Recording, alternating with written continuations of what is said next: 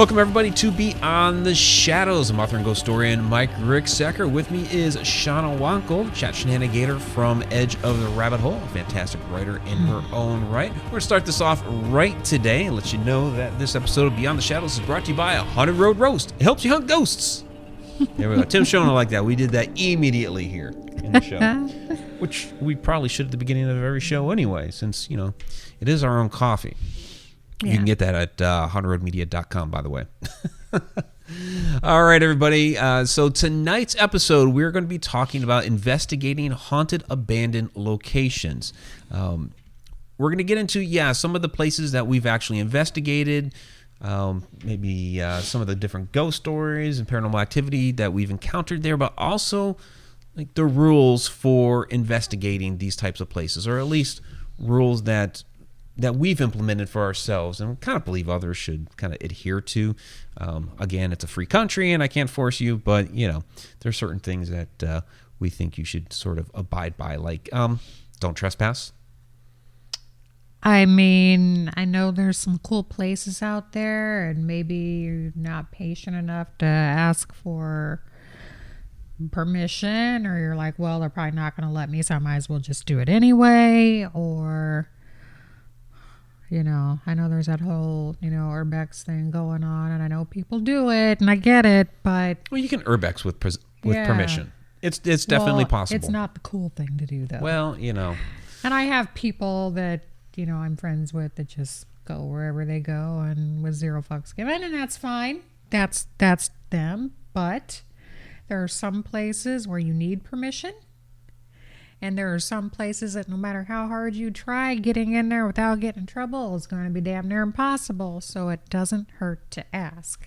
Right. And we've had pretty good luck in just asking. And in fact, getting more access to places just by asking than we would have just by walking in there and sneaking in and all that, where we've asked and all of a sudden many doors become open. Like, like that cemetery. Hey, can we go up in here and check out this cemetery it's back behind a field? It was on private property. Like, oh, yeah, let's go ahead and, I'll give you the tour, tell you, who the different people are, behind the headstones. And, oh, hey, why don't you come over to the big stone house over here, and I'll show you all the history behind that, too. Yeah. So that was a pretty cool moment. That was up Eldred Road somewhere there. Mm-hmm. Yeah. So Robert Hanna mentioned down there loves the Shadow People video series. So appreciate that. And all those videos, of course, are related to A Walk in the Shadows, the new book that just came out here a couple weeks ago. I did go ahead and put that link down in there, and we will be talking about a location or two that are mentioned in here tonight. So without further ado, there's Melanie Baggy down there and Nick Moulet. Great to see you. Tammy Heitzman as well. All right, so we're going to start with the Goldenrod Showboat, and that is not the Goldenrod Showboat right there. That's from our first show, so let's get those off of there. There's a Goldenrod Showboat. All right. So I want to talk about this first. So there's a lot of different aspects of haunted abandoned locations that we're going to talk about. So Goldenrod Showboat, technically an abandoned location, and it's a boat, not a not a building, but basically it was abandoned there on the side of the river and just started moldering away. But the interesting thing about this is that there was the Riverboat Association that was put into place, and you were a volunteer for that. So you guys ran a lot of different events, ghost hunts, things like that out of an abandoned location like this. Yeah. And it was quite haunted. Oh God, yeah.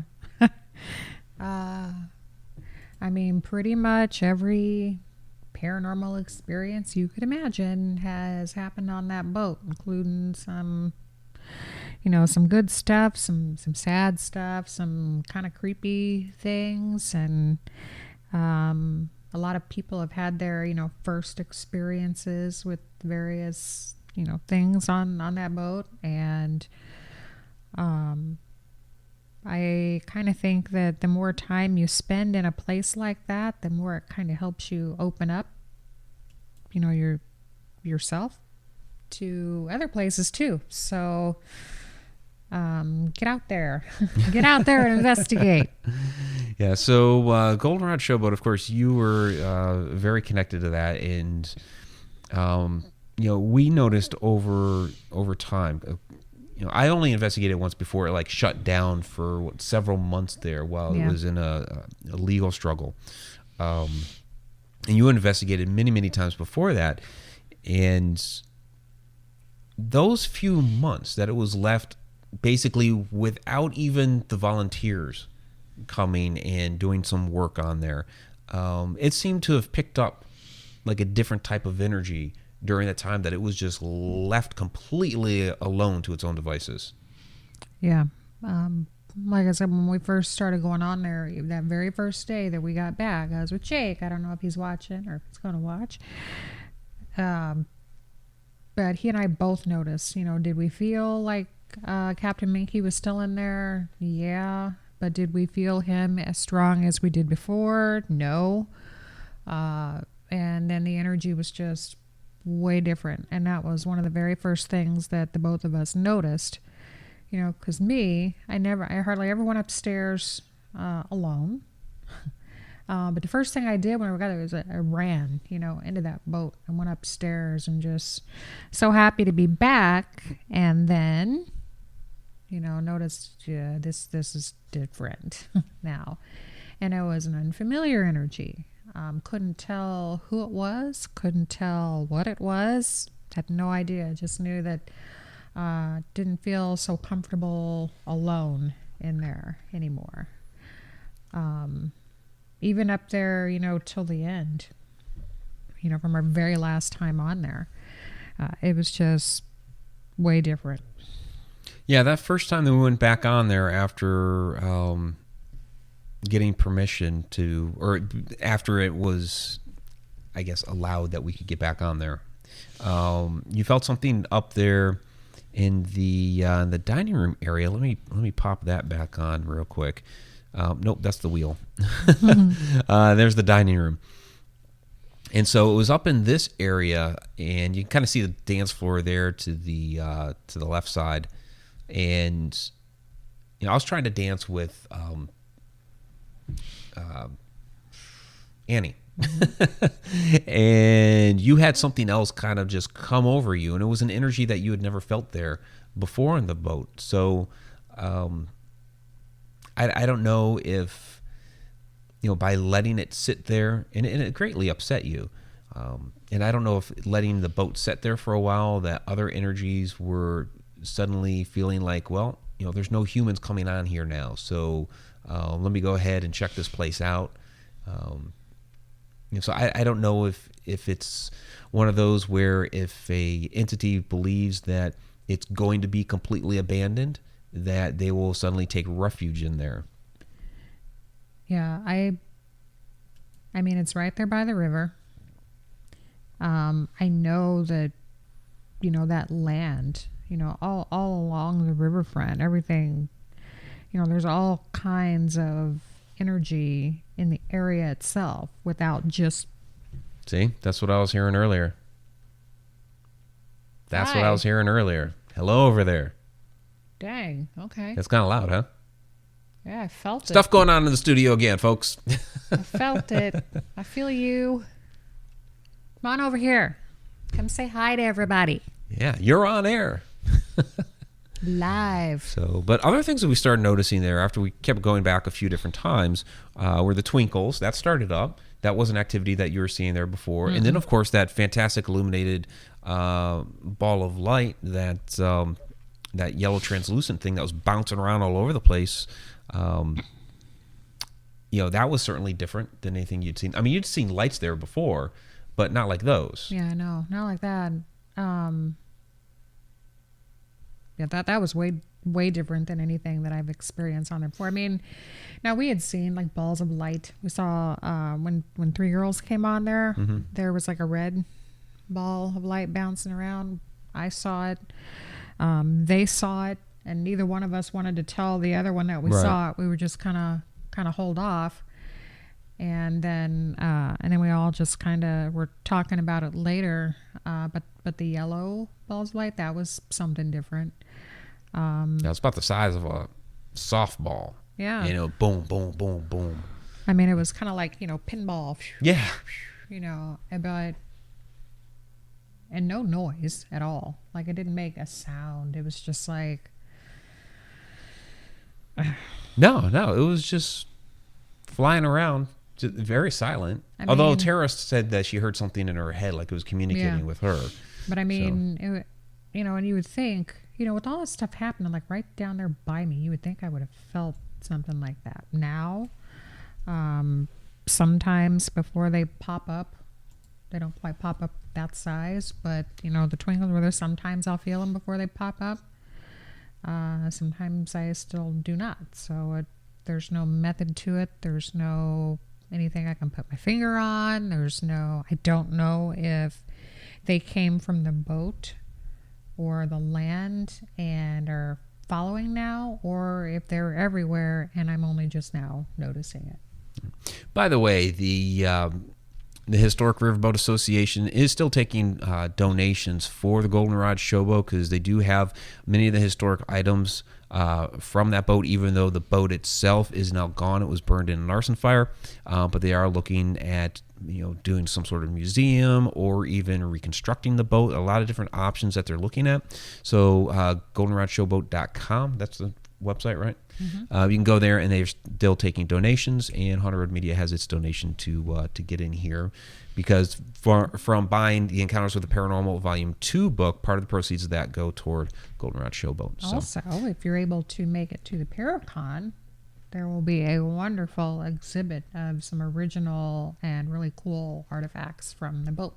Yeah, they had like 5 tables at the Haunted Road Media Paracon last year of all kinds of different artifacts, photos, memorabilia, all kinds of stuff. There was what was that? That printing plate that printed up the original. Yeah, which was new, because Jake had just premiered that at that event in St. Charles, and then the Haunted Road Media Paracon was like the second event that they showed that at. So so there's new things that are being unearthed that had been on the Goldenrod. And it was cool too, because you could still see like the ink stains on it and stuff. Yeah, like that. It was really cool. It was cool.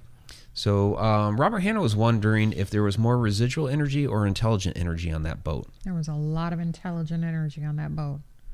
Anytime I hear footsteps, I immediately, 99% of the time, I'm sure that's residual. Unless I tell it to walk towards me, and then I can tell it's walking towards me, then that moves down to about half. But I automatically assume every footstep is residual. Maybe I'm right, maybe I'm wrong. That's my personal opinion. Yeah, unless something happens where you're hearing the footsteps and you say, "Hey, who's over there?" and the footsteps stop. And then after like that pause, like somebody just and then they start up again. That's kind of an intelligent reaction with footsteps, something like that. So, or maybe if you suddenly get like an EVP right around there when you hear the footsteps and you start asking questions, then you could say that would be intelligent. But yeah, I kind of agree with you on the footsteps. Usually that's more of a residual, but Goldenrod had a lot of intelligent interaction there, and I didn't spend anywhere near as much time as you. But we always had like whatever the heck was dark and creepy there up in that passageway on the second floor.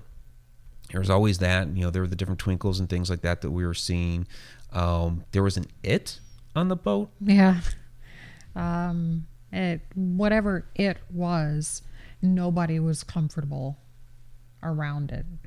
But that like came up from the, I guess, for lack of a better term, basement area. Yeah. The lower level office area. Yeah. With that cage, because there was that cage that was down there. Yeah. And I didn't go out of my way to, seek it out, but there was just always something. I didn't like going downstairs. Now, when we were getting stuff up out of the boat, I did spend some time downstairs, sometimes by myself, which I was not comfortable with. My kids had been on the boat, not for an paranormal investigation, but one of them, the Goldenrod was one of their projects for school. And I said I had to have a talk with the boat, say that my kids are coming on here. Please wait until they're not here. Don't come out and talk to them, play with them, interact with them, whatever. Please do not do that. The inhabitants of the boat did not listen to me, of course. and but my son, and I told him, do not go downstairs. And I was like, there's mold down there. There's, Yeah, there was some black mold down there. I was like, do not go downstairs. I was like, and there's and you may see some stuff down there that you probably don't want to mess around with. So I guess that was the tempting, the lure. And Sure enough, my oldest and one of his friends wandered down there, and they both come running up those stairs. A little spooked. Breaking land speed records and knocking over anybody in their way to get the hell out of Dodge. And they saw a shadow, and it was dark down there. Saw a shadow wandering around. I was like, you're scared of your own shadow, and it wasn't on the wall, So they saw a shadow person. They saw a shadow person down there. All right. Well, and that thing in the upstairs was a shadow person as well. Yeah. So we don't know if it was a quote unquote true shadow person, an interdimensional being, or it may have been Charlie, so it may have been a human shadow. Yeah. We'll take one more question about this, and we'll kind of switch gears here a little bit. But Betty Lange was wondering if the water under the boat amped up the energy. So now it was dry docked, but sometimes the water would come up to the boat. Yeah. And at one point during flooding, water was surrounding the boat. Yeah, and the boat actually floated a little bit. Yeah, it was the first time it had floated in a long time, and It was a very bittersweet moment, and it ended up, that last flood ended up being the one that did it in. Killed it. So, the hull is still there. And I think it's pretty much at a standstill right now because the EPA has said, no. Not allowed to touch it. No more. So they burned it down for no reason. So I mean, I'm sure Yeah, but to answer the question, anyway. Energy does seem to amp up, or water does seem to amp up the energy there for sure. Especially you got the limestone bluffs that are right there too. So there's a lot of things that are conducive to paranormal activity. But just from my brief experiences, when the water was higher and against the boat, it did, at least to me, seem like more was going on. And that was, when we saw the that yellow ball of light dancing all over the place, the water was up right there against the boat at that point in time. Because I remember crossing, you're looking down, there's that gap between I guess what they used for a dock, which was really just another barge, and then the boat, and you're looking down, I was like, yeah, there's water down there. Okay. Yeah. So, but sometimes there wasn't. Whenever it was half on, half off, whenever a barge would go by, it would sound like the place was going to fall in on itself. It was so... Oof. Yeah. So we do talk a little bit about Goldenrod Showboat here in Walk in the Shadows because of your shadow person and twinkle incident. Two twinkles following the shadow person. So kind of interesting. Different things that happened on the boat there. So I'm going to switch it up a little bit here to... let's see. Let's kick back into here and show you the photos for... Okay, Black Bear Church. Now, Shauna wasn't a part of this. This was before I met Shauna, but when we were talking like different rules of abandoned locations and getting permission and all that, no, we didn't have permission to go out here. We also didn't realize that at the time that we were out there that it was actually somebody's private land. Because of the fact that so many people had already been out there. You can see, kids were out there all the time, spray painting and all that. And, we thought it was, it had its own cemetery across the road. So we're thinking it's public land, that sort of thing. What was interesting about this, though, why I'm mentioning that is when we ended up filming for my ghost story, the guy who actually does own the land that we came to find out because we needed to, go ahead and, get that permission. So we tracked him down and, so I had already put out some videos on YouTube, like way back in the day. We're talking, what was that, 2011? And the filming was done in 2010. So we're talking 10 years ago, right? You watch those videos, and at first they were happy that, you're showing off our church and everything that was, their family had gone there, way back in the day. But they had misconstrued something that I had said about the church and ended up barring us from using it for the filming, even though the story took place right there. And so anytime I talk about Black Bear Church, I always throw this out there. No, I do not believe that the parishioners of Black Bear Church practiced anything of the occult. It was after it became this hot mess that we did. There were all kinds of local legends and rumors, and we did find some evidence that maybe somebody was trying to conjure stuff up. But those stories are there. They are local legend that people were practicing the occult there, and they conjured stuff up and became the crawler. And so the crawler is, basically we saw that in the basement here. Came in through one of the windows, was circling us around the walls, the ceiling, our electronic equipment at the time. This is like really out in the middle of nowhere.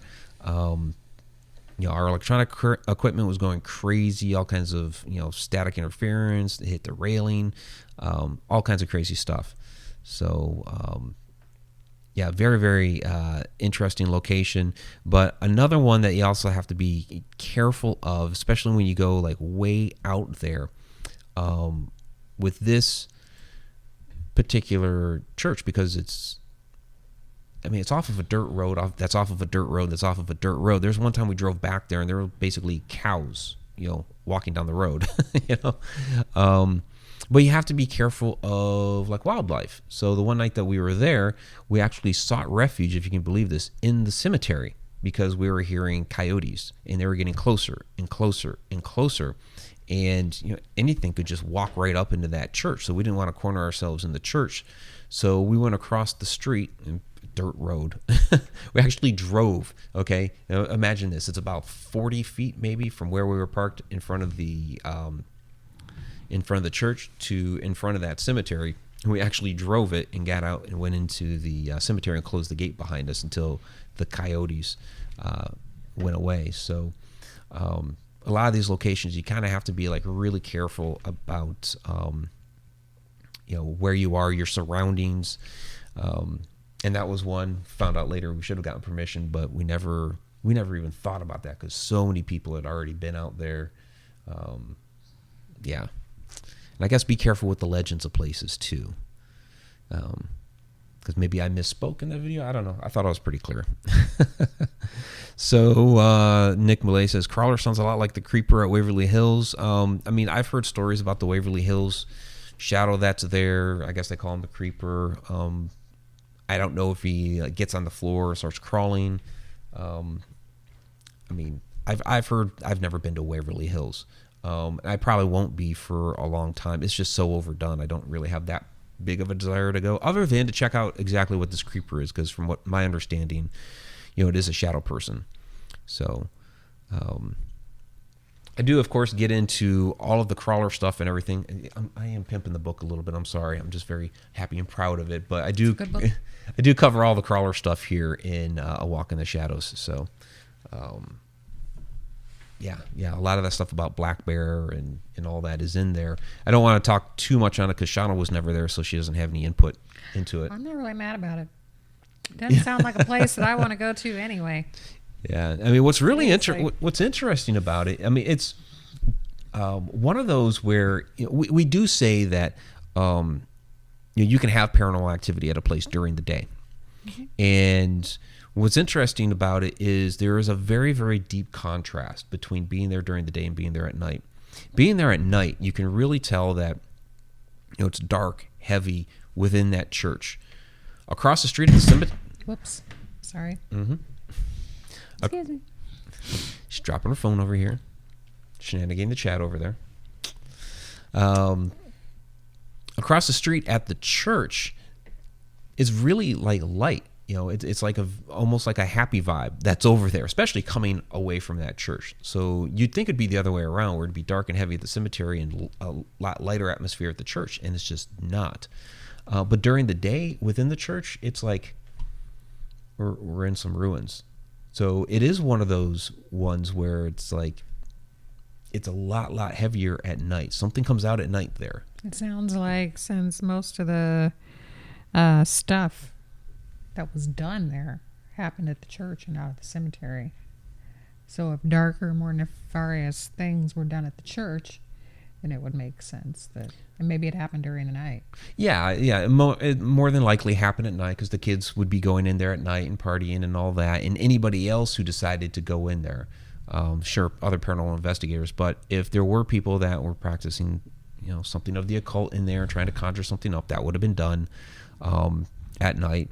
The roof was burned out. That happened at night because some of the kids set a fire in there. So it happens. But other than the crawler, there's also these other shadow entities that kind of peer in from the windows outside, and some go grabbing at cars, and a lot of interesting things that go on at that one. What was also interesting about that is you talk about the footsteps. So we're out there right outside the cemetery by the car, and we're hearing these footsteps coming down the road, and we're thinking it's one of the locals that are, because we were in the cemetery, we got the flashes going off from the cameras, all that stuff. We're thinking it's one of the locals coming down, saying, "Hey, what's going on? What are you guys doing in the cemetery at night?" That sort of thing. Nobody was showing up. Well, we're hearing the footsteps, so it's like, okay, let's drive down and meet this person and just say, "Hey, we're cool. This is what we were doing." We drove like a quarter mile down the road, and we never came across anybody. But the footsteps were very distinct. It was like heavy boot steps. Boom, boom, boom, boom. So, all right. So, Shannon, appreciate that. So she's saying when she gets her taxes, she's going to get the book. Absolutely appreciate that. It's a good book. So next on the list, now this was kind of interesting. So this is from our adventures this past weekend. Now, so this house here, let's kind of preface this a little bit. So as we're out and about, because it was finally some nice weather, we were doing some cemetery crawls, and Shauna found a local legend about this house. Don't say where it is, but you want to give the little story that you found? Yeah, basically the story says that the house was empty, that there was no electricity going to it, yet some said that there was a TV in an upstairs window that was staticky, and that there was a Christmas tree that was lit up. So we went to go try to find it. Yeah. And we did. Now, this photo here is not my photo. This was taken off of Google Maps, which you can actually see, okay, it looks like the middle of summer. I mean, the trees are green, the grass is green. You can see some, what are those, like reddish flowers on the bush in front of the house. You can see in that upper window a Christmas tree. Yeah. There is a legit Christmas tree up there.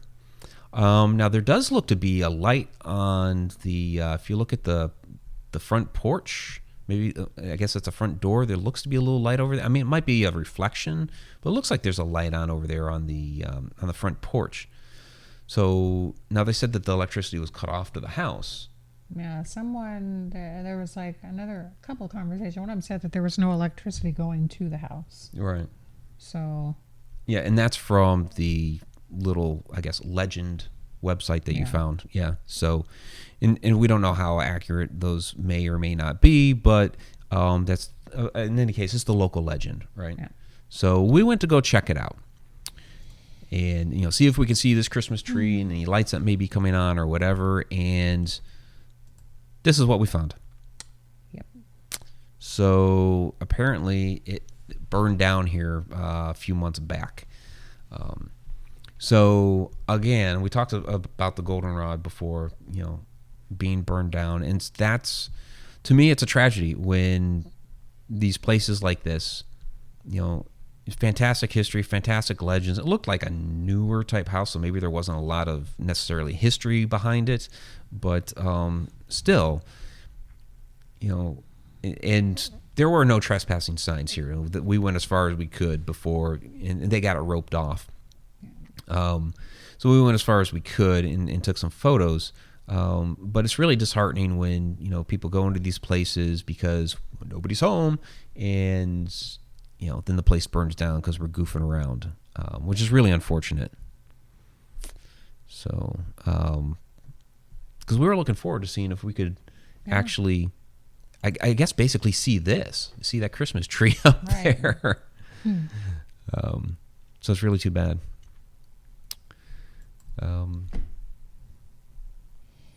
Any other abandoned locations we want to talk about? Because we actually do hit quite a few. Like we'll do the abandoned cemeteries. That was the wind. That's wind. But we'll do like the abandoned cemeteries and discover people that have been lost to time. Mm-hmm. Like Belt Salem is a wonderful cemetery with I love those. that one. Yeah, but it's way up there out in the woods. You know that nobody remembers. Very unfortunate. So we'll go ahead and take some of your questions down there in the chat. So go ahead and throw whatever you guys have down there. And Shannon Grogan is saying, yeah, it looks like a tree in the top window. Yeah, exactly. Yeah. Exactly. But yeah, investigating, some of these different abandoned locations, even in Mineral Springs Hotel, that upstairs, it's an abandoned part of the hotel. So not the entire building is abandoned, but that upper floor. And, it's like these spirits kind of, I don't know, they almost like come to life in these abandoned locations like that. It's like almost like they flock there or something. Yeah, because who knows what it looks like for them too. Like I have no idea. I don't know what they see. And they're not exactly forthcoming with what exactly they're seeing either. But, do they, I think, other people going and interacting kind of stirs them up a little bit. But that doesn't mean, oh, this place looks like nobody's home. I guess I'll just invite myself in. Get permission from the property owner. Plan ahead. Find out who the property owner is. If it's privately owned, if it belongs to, the city, if it belongs, whatever. And if you can't get permission at the exact moment when you want to go in, then friggin' stand on the sidelines and take some damn pictures. Quit ruining it for everybody else is what I'm saying. Eventually someone's going to get tired of their, land being, compromised like that and trespassing, and someone's going to end up getting shot. Oh, there are all kinds of legends about Hell House there in Ilchester, Maryland. That used to be, they called it Hell House, but basically what that had been was an old seminary. And, it had been abandoned in the, some of the buildings were still there and people would go up there and try to party and all kinds of stuff like that. But there was a caretaker to that land and he would actually go up there with a shotgun. He didn't ever kill anybody, but he'd fire that thing off, scare the crap out of people. Yeah. There's the Purple Church outside of Oklahoma City, which it's not really a church, but it's on private property, and basically it's the basement of what had been like a little house or storehouse or something, and kids have gone down in there, and they call it the Purple Church because they spray painted the walls purple, and then they put like pentagrams and stuff like that up there in black paint, and all kinds of other symbols. That's the wind again too. Dang, it's windy out there. Yeah. And so they called that the Purple Church. But, people would, trespass onto the property and try to find the Purple Church. And again, there's a family with a shotgun that if you got caught on the land, they'd shoot at you. So, you do need to be careful. I got to be honest. I wouldn't kill anybody, but I'd sure scare the crap out of somebody trespassing on my land. The way I see it is if you're coming on my land, you're going to do harm to me or my property, and I'm going to beat the shit out of you. So if I get a hold of you, you are going to limp away. That is all I'm saying. I'm not going to kill anybody. That's illegal. Christiane mentions Gore Orphanage in Ohio. Everybody goes there. I had thought about throwing some of those photos down in there, which was actually the Swift Mansion. But we've covered that a lot on this channel in a number of these different discussions. But that one, well, it's in a park, so it's easily accessible until dusk, of course. But a lot of people walk by there to go fishing next to the river and all of that stuff. But that has a lot of crazy legends associated with it, most of which are not true because it never was the Gore Orphanage. There's never anything called the Gore Orphanage, just happened to be the road. which was originally called Gore Road, and then they appended the name Orphanage when the orphanage up the hill moved in. It was the Light of Hope Orphanage, and that came into being after long after the house at the bottom of the hill had become abandoned. And there was tragedy in that house with the Wilbur family. Their grandchildren had was it 4 of them in the span of 7 days died of diphtheria. So a lot of tragedy associated with it. But the legends are just that; they're just legends. But you can go there, easily accessible because it's right off the road. It's a public park, and all the stones and ruins are right there.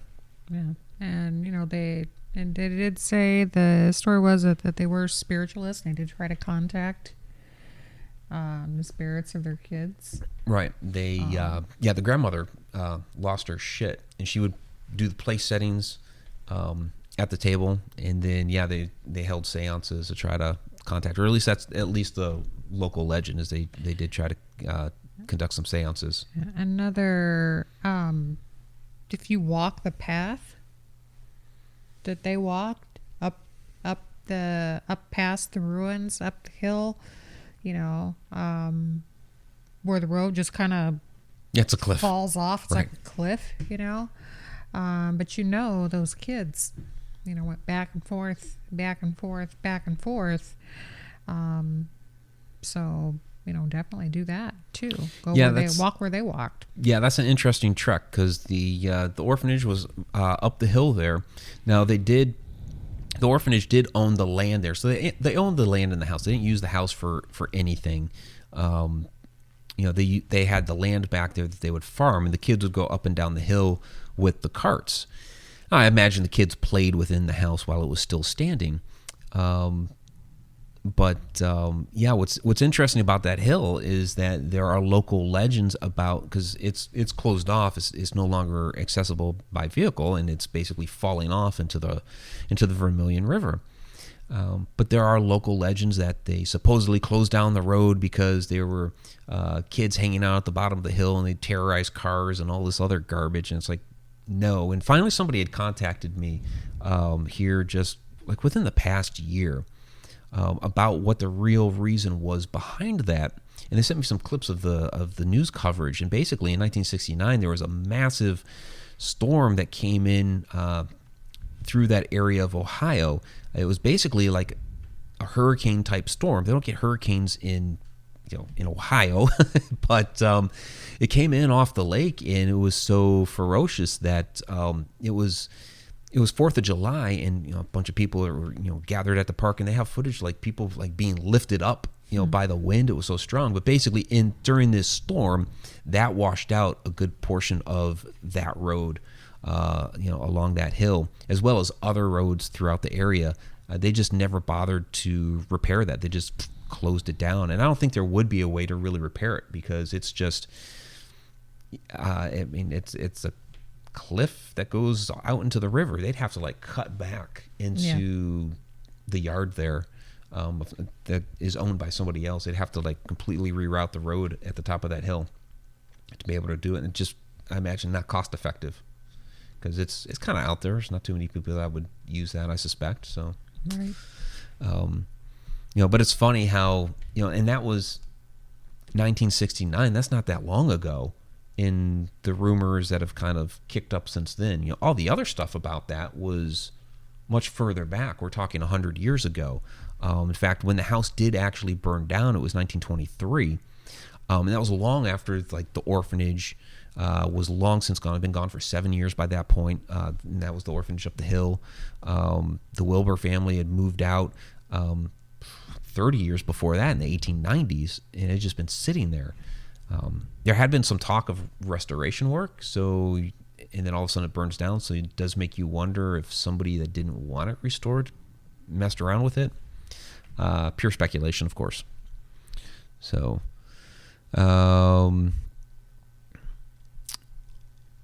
let's see what you guys. So, Robert Hanna's asking, are there a lot of abandoned houses in Illinois? There's quite a bit around here. Oh, one that's really cool. the Sweeten House. Oh, yeah. That one's really cool. And that's got a nice little legend attached to it. And it's really cool. It used to be like 3 floors. This, big mansion that used to have parties and stuff like that. And it's just ruins now. But there's like a natural spring that runs underneath it. And supposedly there's treasure buried there, but it's in the cave behind it, right? Yeah, but it's protected by a den of like rattlesnakes or something like that. Right. Well, and then there's the legends of the hauntings of the place. Before it was abandoned and fell into ruin, it had been haunted because of the murder that took place there. Right. And it's what's interesting about that is that the murder that was there was used in a piece of fiction. So everybody remembers the fictional tale that was written about it and passed that off because it was in a book. Yeah. And they passed that off as like the real story instead of what really happened. But still, they don't quite know for certain what really happened. There's like 3 variations to the story. And we did a Friday Night Ghost Frights on this a few years ago. It's an older one, but and it's private property. Yeah, it's private property. I mean, we got up as sorry. Yeah, hang on to that, or stop playing with it, or something. It just slipped. Mm-hmm. Or don't be on your phone during the show. I wasn't even looking at it. I wasn't even looking at it. Which is why it dropped out of your hand, right? Okay.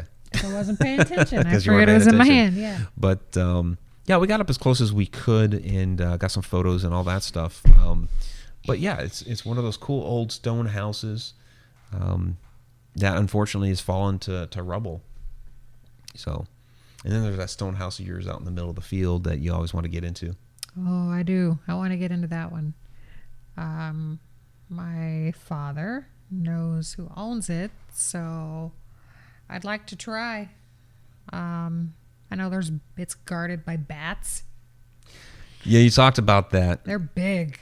Yeah, because you got up close to that and you peeked in and took a picture. Yeah. I got a little closer than even today I would allow myself to do. And I mean, yeah, it was trespassing, but the corner was really high. Nobody saw it. And there was one of the windows was busted out. So I turned on my recorder and kind of stuck it through the window. Stuck it in there. And was talking. And right at the last minute, I felt something coming up, but I didn't see anything. And, it felt like that they were going to try to take my recorder out of my hand. So I was like, no. Because if I had to drop that recorder in there, I wasn't getting that back. Right.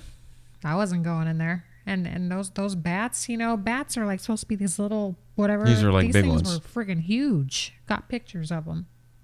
I do. Got pictures of the inside of the building. Because you took a picture. And the bats. Yeah.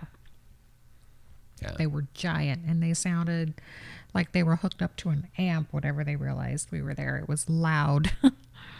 Yeah. So there's quite a few abandoned houses around Illinois. We've done our fair share of driving around trying to find them, and there was that one that's near the old Alms house, there by Carrollton. That loop we kind of drove around, about this time last year maybe. Yeah. And there was that one house that was there, and then I don't know, 6 months later it was gone. Yeah, there was also the one that we saw. We were like, man, that thing's about to fall over, and I took a picture of it. That one was that was on that one school road or whatever it was. Yeah. But it looked just like a house, but it ended up being a schoolhouse. And so I belonged to one of many groups of a bunch of cows up in there. And put a picture, and we're like, oh, it used to be this. And someone popped up a picture of what it used to look like, and I was like, oh my God, and it was this cool, 1-2 room schoolhouse.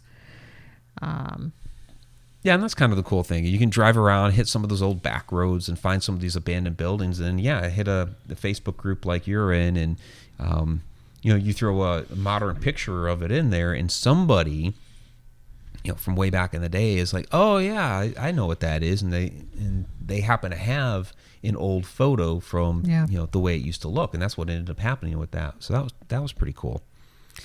So yeah, and we had J. Marie Yates on Edge of the Rabbit Hole, and they were talking about Vulture City, which basically is a ghost town out there in Arizona. So a lot of abandoned buildings, they investigate all those now. And so, I mean, you can find those old ghost towns and what have you.